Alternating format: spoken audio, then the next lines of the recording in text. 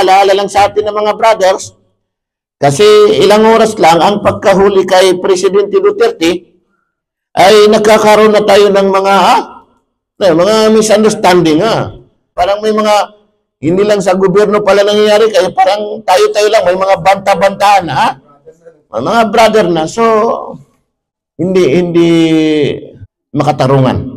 Kaya nga tinawag tayo ng brotherhood, kapatiran, dahil pag may masakit sa iyo, masakit sa kapatid mo. Masakit sa kapatid mo, masakit sa iyo. Hindi mo kayang sirain ng kapatid mo, hindi mo kayang saktan ng kapatid mo, kasi ganoon din eh. Hindi mo kayang saktan, sirain ng sarili mo, ganoon din. Hindi mo kayang saktan yung kapatid mo. Pinakadabis dito ay yung pangalan sa atin ni Propeta Muhammad sallallahu alaihi wasallam na hindi ang matapang na tao ay yung agad-agad na, di ba? Laysa syadidu bis-sur'ah. Innama syadidu man yamliku nafsahu indal ghadab.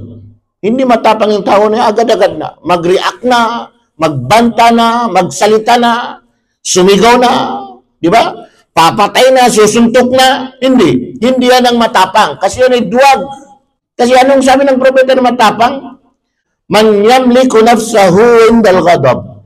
Ay makontrol niya yung sarili niya. Pag nakakita siya ng mga puros, nakarinig siya ng mga hindi niya gustong marinig, ay automatic. Siyempre magagalit na, di ba? Magagalit na, mababasan, magagalit. Automatic na, control na niya agad-agad yung sarili niya. Yun, sabi ng propetang matapang. Pero yung may mabasa ka lang, may makita ka lang, may marinig ka lang, ay talagang sasabog na, tapos sisigaw ka na, tapos magano ka na, magparamdam ka na, hindi yan ang matapang. Gusto ba natin na maging matapang o maging duwag? Maging matapang o maging duwag? Matapang. Kung gusto mong matapang, relax. Ano man ang marinig mo, ano man ang makita mo, ano man ang maramdaman mo na hindi mo gusto, kontrolin mo ang sarili mo. Kapag hindi mo na-control ang sarili mo, ibig sabihin ay duwag kang tao. Di ba? Nabanggit natin dati na mahina kang lalaki. Nahihiya ka siya. Kung hindi totoo na nahihiya ka, pero mahina kang lalaki. Ngayon gusto mong pagdagdagan na duwag kang lalaki. Masakit na, halos lahat na ng katangian ng nasa yun na. Iwasan natin yan. Ipakita natin na Muslim tayo, matapang tayo, lalaki tayo, tigasin tayo. Kasi kawawa naman yung mga angkan natin. Kawawa naman yung mga angkan natin. Kasi kung ano yung nakikita ng mga anak natin, ay yun yung gagayahin niya sa mga magulang niya na ganito. Yung ano ko kasi, yung magulang ko kasi basta agad-agad, baril na, di ba? Kukunin na yung itak. Yun, tapos gagayahin na ng anak. So, hindi yun matapang. Relax lang, Min husni, ano yung hadith natin? Min husni islamil mar'i tarkuhu ma la ya'ni. Tarkuhu ma la ya'ni. Napakagandang hadith ni Propeta Muhammad sallallahu alaihi wasallam na naisalaysa ni Abu Hurairah. Min husni, kabilang sa mabuting pagiging Muslim ng isang tao ay tarkuhu ma la ya'ni. Iwanan niya ang wala sa kanyang, wala siyang kinalaman. Sinong Duterte dito? Halos lahat naman Duterte, di ba? Mga Moro, mga Muslim, halos lahat Duterte. Kasi nakamit natin yung kapayapaan sa Mindanao na matagal nang inasama-sam dahil sa... Pero dahil ba sa Duterte tayo, halimbawa ay mag-away na tayo. Kung ikaw, ito, brother natin Maka Marcos, anong problema doon? Trip mo yan? Opinion mo yan. Kaya igalang natin ang opinion ng bawat isa. Anong problema kasi? Akala natin kasi, yung opinion natin, yun na yung tama. Hanggat tinatawag na opinion yan, ay mananatiling opinion.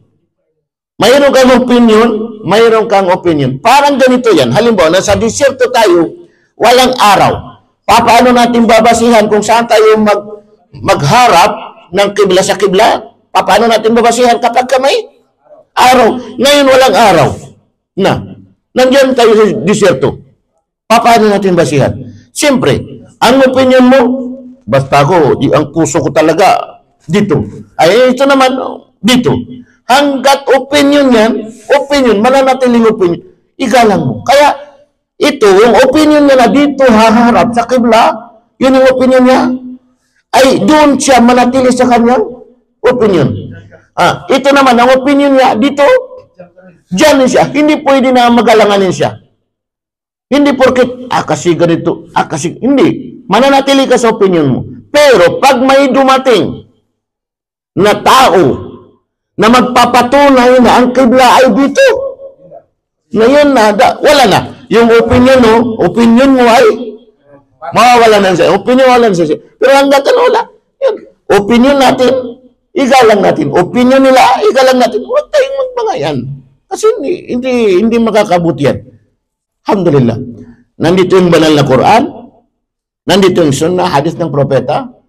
Ito dapat na pagtunan natin ang pansin, paano natin mabasa ang banal na Quran. Nandito ang mga ulama, mga sahaba, mga pagkasunduan nila.